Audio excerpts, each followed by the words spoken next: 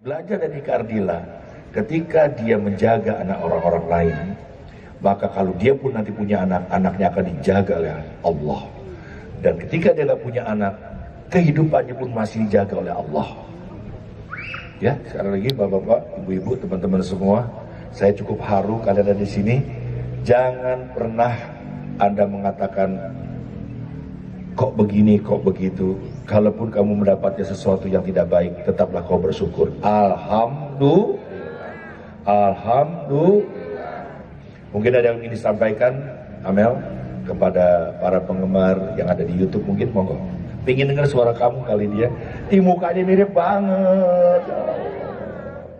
Teman-teman yang berbahagia yang Anda sedang menyaksikan di YouTube, saya ingin sedikit bercerita tentang pengalaman saya pada saat Ika Ardila datang ke rumah. Bismillahirrahmanirrahim, saya takut salah karena perjalanan memotret Ika Ardila ini begitu panjang tak berujung. Kenangannya tidak pernah berhenti, terbukti sampai sekarang. Waktu itu saya punya produser namanya Pak Hadi dari HP Record. Tiba-tiba menyuruh saya memotret Ika Ardila. Saya belum tahu Ika Ardila, karena jujur saja saat itu banyak penyanyi yang hebat-hebat juga selain Ika Ardila. Di pop, di baladanya ada Iwan Fals, ya. Di rocknya ada Gong 2000, ya. Ada Godless, ya. Dan ini buat saya sesuatu banget, ya. Ratusan artis saya udah pernah foto. Jadi saya bisa mengenal artis-artis mana yang kelihatan bakal tahan lama, artis yang cuma sementara, artis yang kadang hadir hanya memamerkan anggota tubuhnya. Sekarang saya lebih fokus menceritakan tentang Ika Ardila. Saya kaget artis sebesar Ika Ardila datang ke rumah saya di Bendungan Jago, nomor 53, Blok K, Angkasa Pura, Gempol, Kemayoran Sedang. Dia datang sendiri. Dia datang sendiri tanpa ada yang nemanin, tanpa ada makeup artis. Tapi jujur ya, ini bukan karena di depan penggemarnya. Ini artis yang paling cantik yang pernah datang ke rumah. Kenapa saya bilang begitu? Ada tambahan nilai orang cantik untuk Ika Ardila. Dia nggak genit. Dia tidak berupaya untuk mencari perhatian. Dia kayak orang yang polos, jujur, fitri, murni. Motret aja udah. Jadi nggak ada niat apapun. Sementara banyak artis yang datang juga, nggak semuanya adalah menggoda-menggoda gitu. Dia enggak. Saya lihat, saya perhatikan, ini asli orang ini cantik. Ya. Akhirnya saya persilakan Ika untuk ganti baju. Sebagaimana biasanya. Ya. Biasanya juga saya suka memilih bajunya dan istri saya juga memilihkan bajunya dan dia belanja di mall. Tapi dia rupa-rupanya sudah punya baju. Ada beberapa baju. Saat pertama dia pakai baju, fotonya ada, tolong ambil di meja. Yang baju hitam, dua-duanya melebar.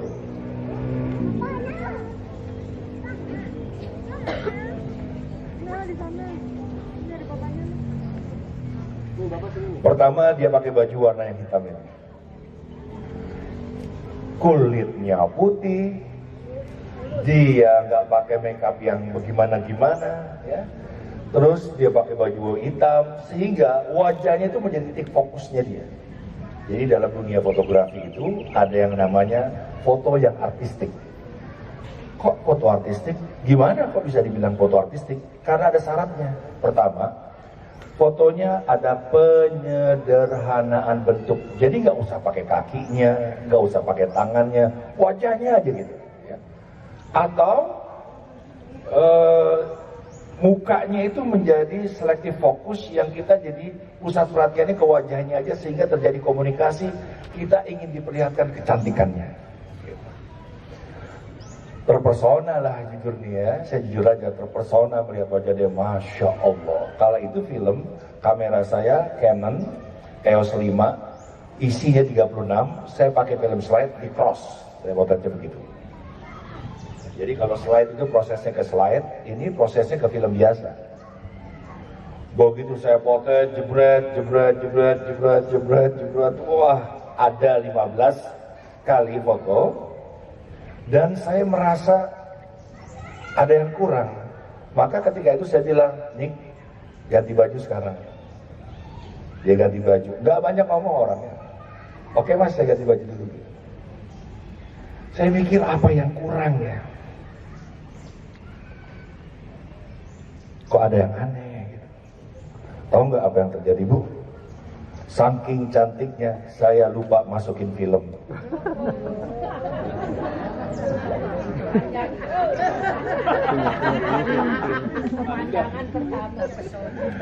Lah, ibu pernah dong nonton film ada beruang yang mengejar seseorang sehingga orang itu dia lari cuma padahal kan bisa lari.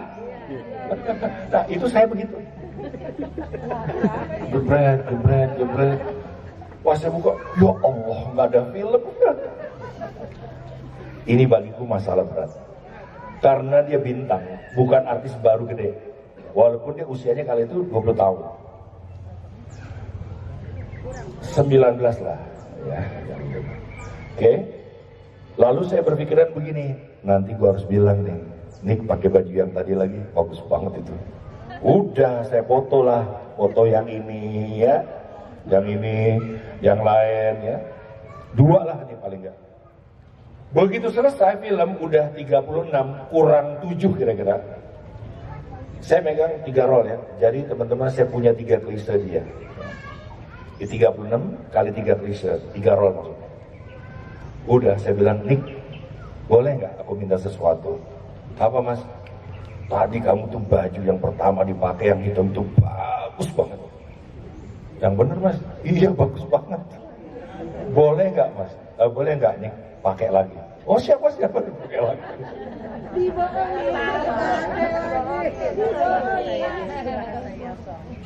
Dipakai lagi lah. Saya potret lagi lah dia. Tuh jadinya ya, nanti teman-teman bisa melihat ya. Dan ini bisa melihat ini. Ini fotonya nggak begini ya Bu, ini udah didesain aja belakangnya. Aslinya ya fotonya seperti itu. Ya, jadikan udah nggak banyak tanya, permisi ya Mas ya, dia pulang.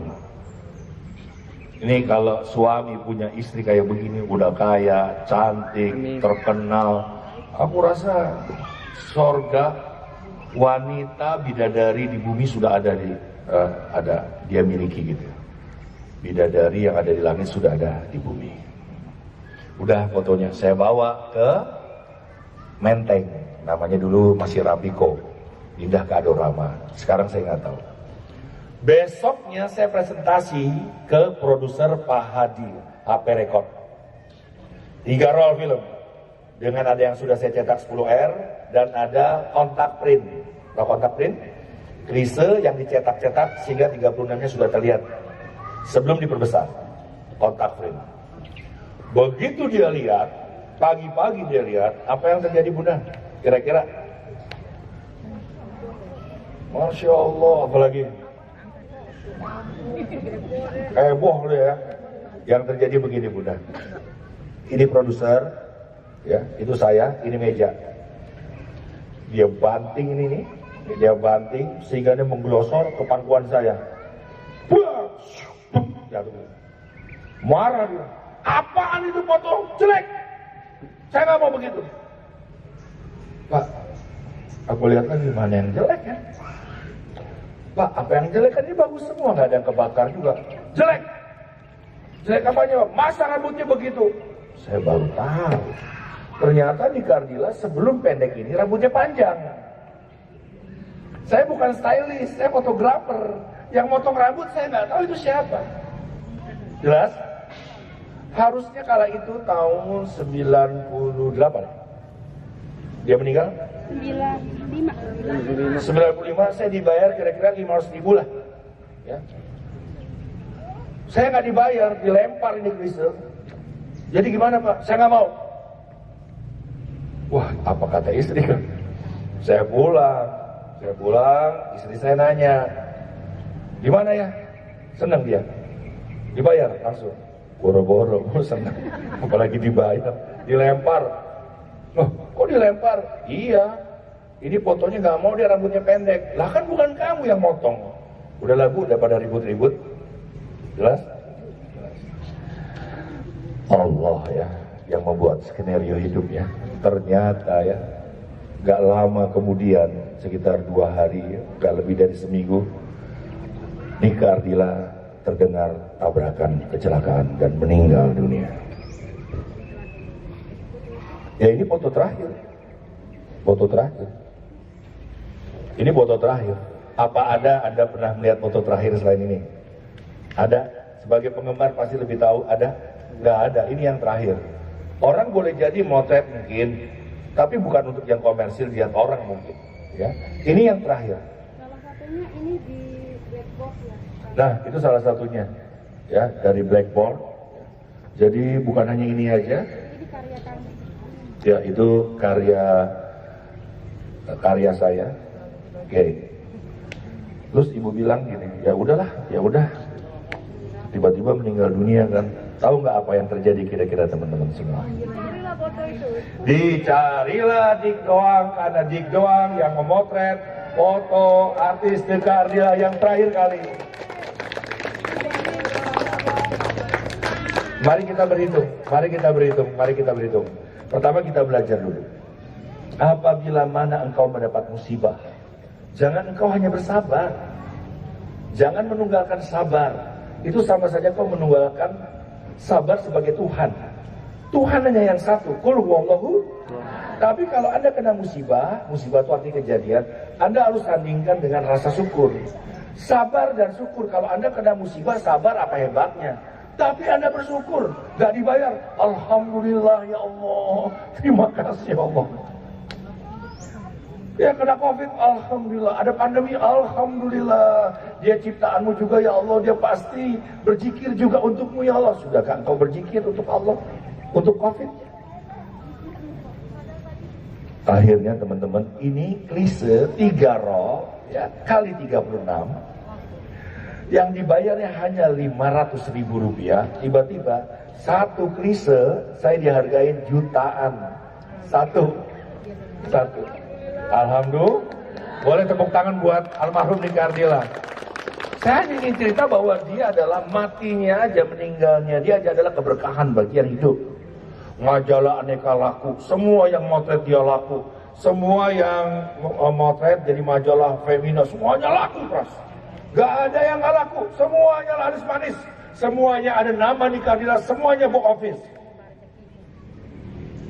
Nah saya ini kebagian, coba dicarilah saya foto saya buat cover kaset, CD, piringan hitam, poster, lagu cinta Nika Ardila, lagu rindu Nika Ardila, 10 tembang terbaik Nika Ardila, bla bla bla bla bla bla bla bla, banyak rezekinya gak habis-habis sehingga saya bisa beli mobil Starlet kali itu. Makro baru buka, ingat makro? Itu saya belanja, masukin ke makro sampai nggak bisa melihat kaca spion ke belakang. Saya bisa membangun rumah yang sekarang, Masya Allah. Boleh tepuk tangan yang ikhlas ya. Di bab ini kita berdoa dulu buat Nika Ardila ya. Ya, buat juga keluarganya, ya, buat juga para penggemarnya, buat juga buat Deddy Doors yang menciptakan lagu-lagunya yang hebat-hebat. Mudah-mudahan sekarang karyanya sudah dikenal di langit juga, ya, karena beliau ini adalah orang yang senantiasa peduli sama orang lain. Al-Fatihah.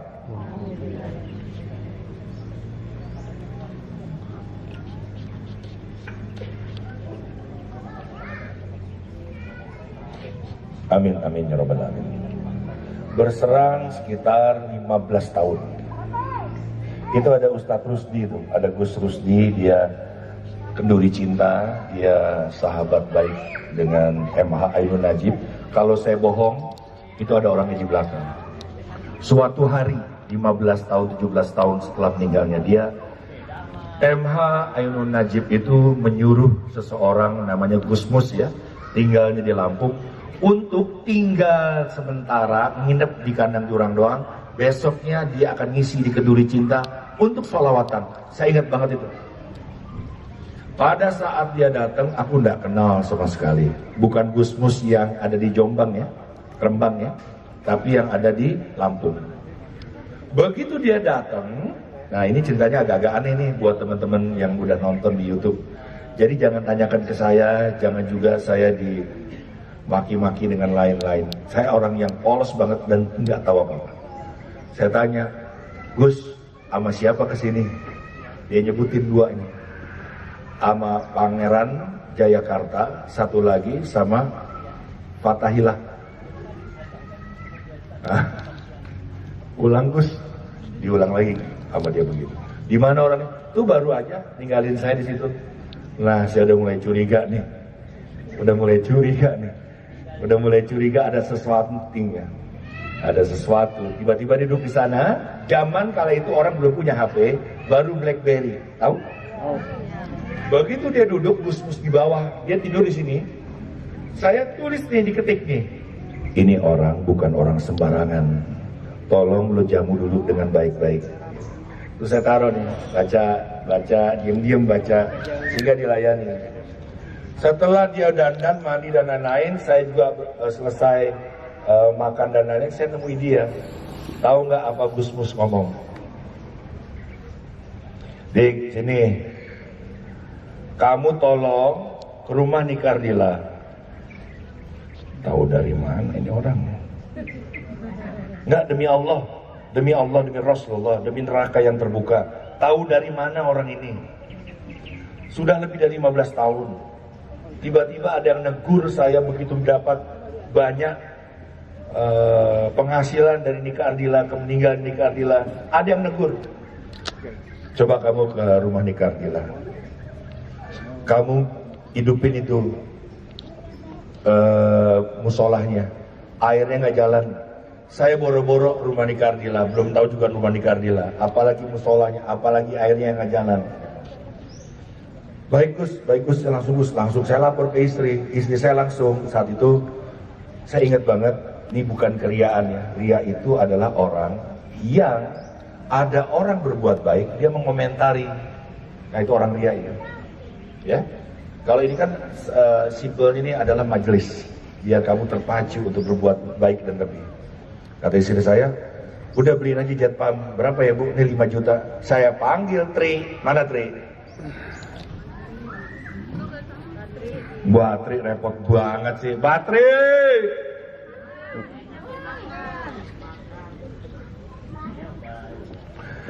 Saya panggil Mbak Tri. Mbak Tri, kan pernah di Kardila, penggemar Kardila kesini kan ya. Nih, gue nih kedatangan seorang Gus. Tiba-tiba dia menyuruh gue benerin jet pumpnya, air wudhunya di rumah Nikardila. Gua titip ke dia. Dia udah ngidupin dan jalanin dan lain-lain, dan akhirnya kelar. Tepuk tangan buat Gus. Dan dia bilang lagi, satu lagi, tanam pohon salam di sini. Ya, pohon salam di sini. Jadi di mana? Lihat nggak pohon salam di sini? Ayo, di mana pohon salam? Yes. Salam itu apa yo? Salam itu nama Allah, Rahman, Rahim, Malik, Kudus, Salam. Artinya yang maha mensejahterakan. Si Gus, entah dari mana bicara kepada saya, dik doang, tanamlah pohon kesejahteraan.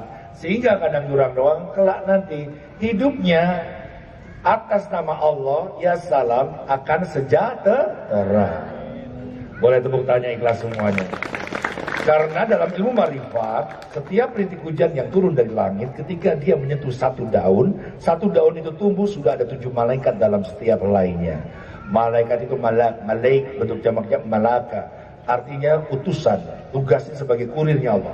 Jadi kalau kita berdoa di bawah naungan pohon yang rindang, doa kita akan jauh lebih cepat sampai daripada orang yang tidak menanam, apalagi yang merusak.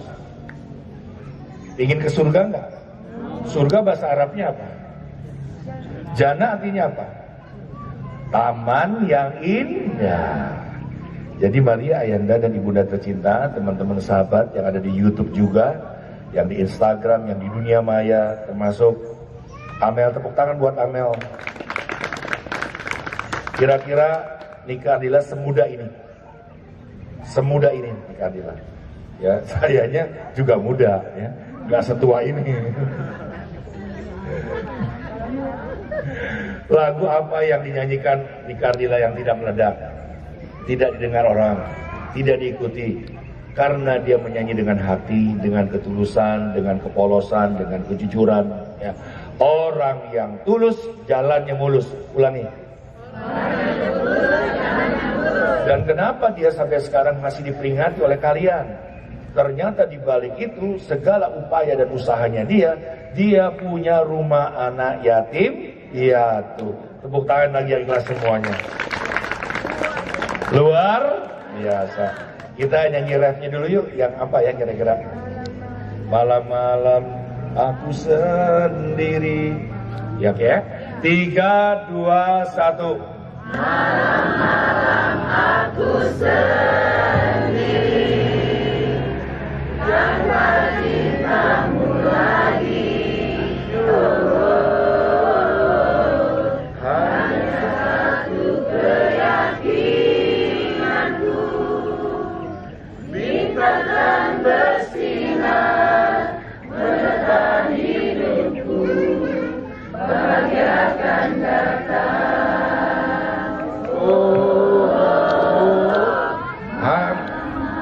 Stop. Suaranya luar biasa ya Mel ya. Pales tapi berjamaah. Oke teman-teman, kita sudah di penghujung cerita tentang bagaimana Nika Ardila difoto oleh saya untuk terakhir kalinya. Tapi lagu tadi, coba bait yang pertama. Malam-malam aku sendiri. Malam-malam aku sendiri. Yang biasanya malam-malam terbangun ngapain? Jangan pernah ibu pernah ngomong gue lagi kesepian nih, lo main ke rumah gue dong. Ada Allah. Kalau siapa sekarang yang suka ngomong gue kesepian nih, Allah tersinggung. Ya, ini istilah aja teman-teman. Ini nggak ada bahasa yang lebih bermudah saya ngomong sama mama ya.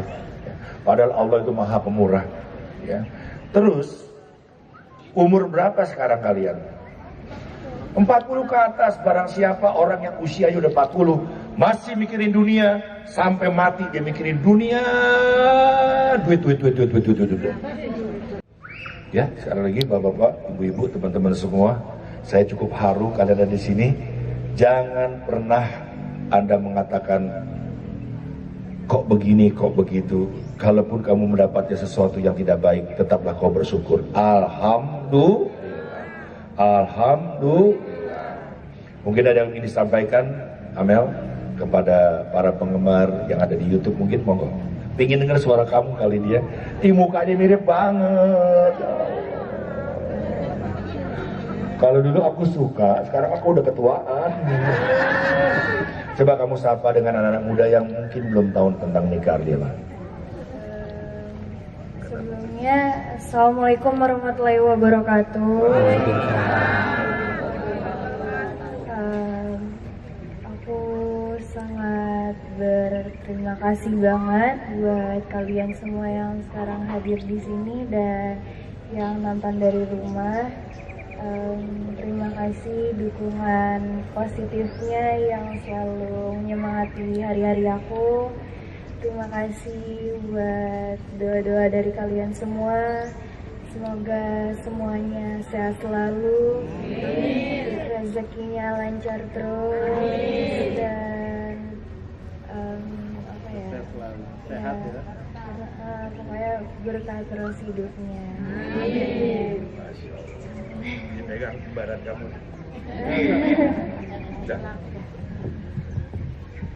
Ya, saya tahu betul ya, walaupun saya nggak banyak berjalan bersama Nika, tapi raut mukanya dia ya. Jadi Nika Ardila umur 17, 18 nih kayak gini.